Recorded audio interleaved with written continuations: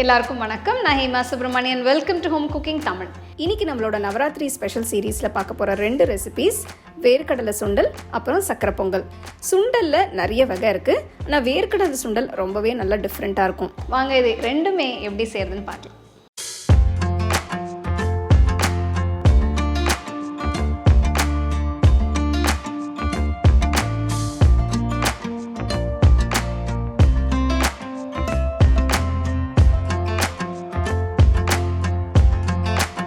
இந்த சுண்டல் செய்ய நான் 200 கிராம் வேர்க்கடலை எடுத்திருக்கேன். இது மேலே மண் இல்லாமல் நல்லா க்ளீன் பண்ணிவிட்டு ப்ரெஷர் குக்கரில் போடுங்க. ஒருவேளை உங்களுக்கு முழு வேர்க்கடலை தோலோட கிடைக்கலன்னா தோல் இல்லாமல் பச்சை வேர்க்கடலை கடைகளில் கிடைக்கும், அதை யூஸ் பண்ணுங்க. இந்த சுண்டலுக்கு வறுத்த வேர்க்கடலை யூஸ் பண்ணக்கூடாது. இதில் கிட்டத்தட்ட 1.5 கப் அளவு தண்ணி ஊற்றி 1/2 டீஸ்பூன் கல்லுப்பு போட்டு குக்கரை மூடுங்க. குக்கரில் வெயிட் போட்டு மீடியம் ஃப்ளேமில் 3-4 விசில் வர வரைக்கும் வேக விடுங்க.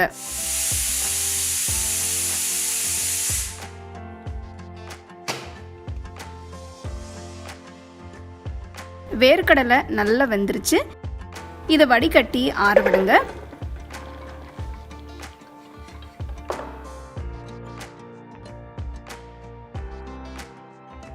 வேர்க்கடலை கம்ப்ளீட்டாக ஆறிடுச்சு. இதோட தோலை பிரித்து கடலையை எடுத்துருங்க. கடலை இப்போ ரெடி. சுண்டல் செய்ய ஆரம்பிக்கலாம். அகல பேனில் 2 டீஸ்பூன் எண்ணெயை ஊற்றி சூடானதும் இதில் 1 டீஸ்பூன் உளுத்தம்பருப்பு, 1/2 டீஸ்பூன் கடுகு போடுங்க.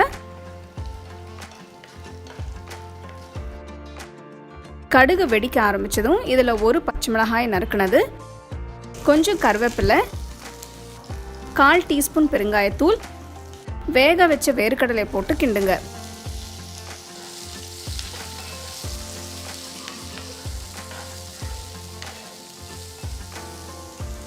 இதில் 1/2 டீஸ்பூன் உப்பு போட்டு மிக்ஸ் பண்ணுங்க.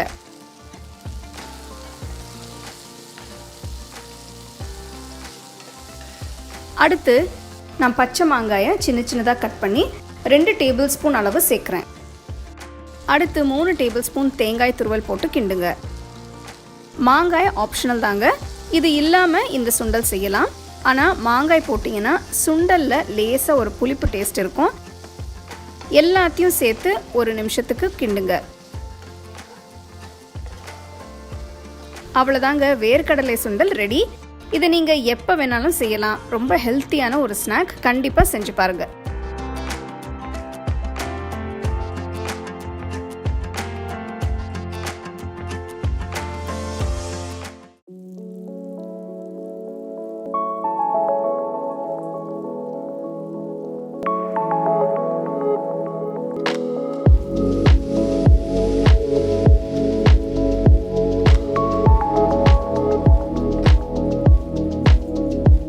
சக்கரை பொங்கல் செய்ய முதல்ல வெல்லத்தை கரைக்கணும்.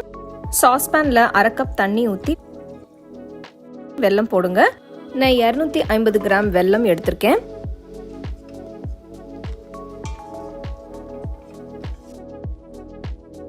பாருங்க, வெல்லம் நல்லா கரைஞ்சிருச்சு. ரொம்ப தண்ணியாகவும் இல்லை, ரொம்ப கெட்டியாகவும் இல்லை. எடுத்து வச்சிருங்க. அடுத்து பாசி பருப்பு வறுக்கணும். பேனில் 1/4 கப் பாசி பருப்பு போடுங்க.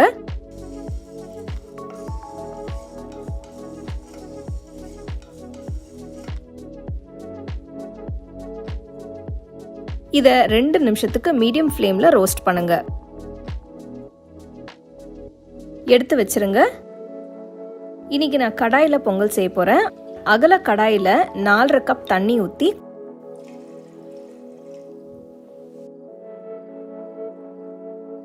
கொதிச்சதும் 1 கப் பச்சரிசி போடுங்க. நான் 250 ml கப் பச்சரிசியை அளந்து நல்லா கழுவிட்டு போடுறேன். இதில் வறுத்த பாசி பருப்பையும் போடுறேன். அரிசி பருப்பு ரெண்டும் நல்லா சாஃப்டாக வேகிற வரைக்கும் கொதிக்க விடுங்க. இப்போ பாருங்க, அரிசியும் பருப்பும் நல்லா வெந்துருச்சு. ஊத்துன தண்ணி எல்லாம் வத்திருச்சு. இதில் 1 கப் காய்ச்சின பால் ஊற்றுறேன். நீங்கள் விருப்பப்பட்டா பாலுக்கு பதில் தேங்காய் பால் ஊற்றிக்கலாம். அடுப்பை மீடியம் ஃப்ளேமில் வச்சு கிண்டுங்க. அப்பப்போ கிண்டி விடுங்க, அப்பதான் சாதம் அடிப்பிடிக்காம இருக்கும். சாதம் நல்லா குழஞ்சு வெந்துருச்சு. இதுல கரைச்ச வெல்லத்தை வடிகட்டி ஊத்துங்க.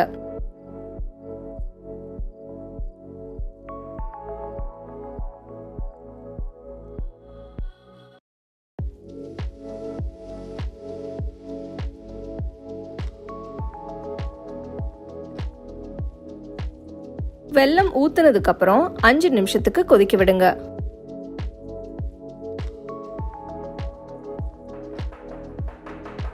அடுத்து 1 டீஸ்பூன் ஏலக்காய் தூள் போட்டு மிக்ஸ் பண்ணுங்க. தாளிப்பு கரண்டியில 1 டீஸ்பூன் நெய் ஊத்துங்க. கொஞ்சம் முந்திரி பருப்பு போட்டு ரோஸ்ட் பண்ணுங்க.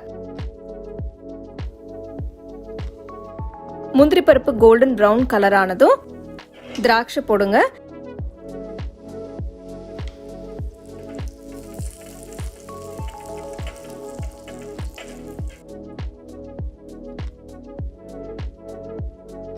வறுத்த முந்திரி திராட்சையை பொங்கல்ல போட்டு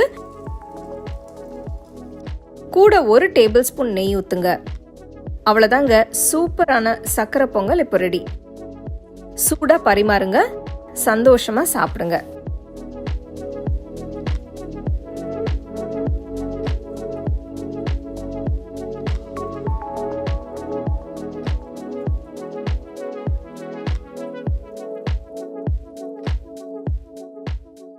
ரெண்டு ஈஸியான அருமையான ரெசிபிஸ் பார்த்தீங்க. ஸோ உங்களுக்கு வேர்க்கடலை ஃப்ரெஷ்ஷாக கிடைக்கும் போது இது செய்யுங்க. அதே மாதிரி சக்கரை பொங்கலும் எப்போ வேணால் நம்ம செஞ்சு சாப்பிட்லாம்.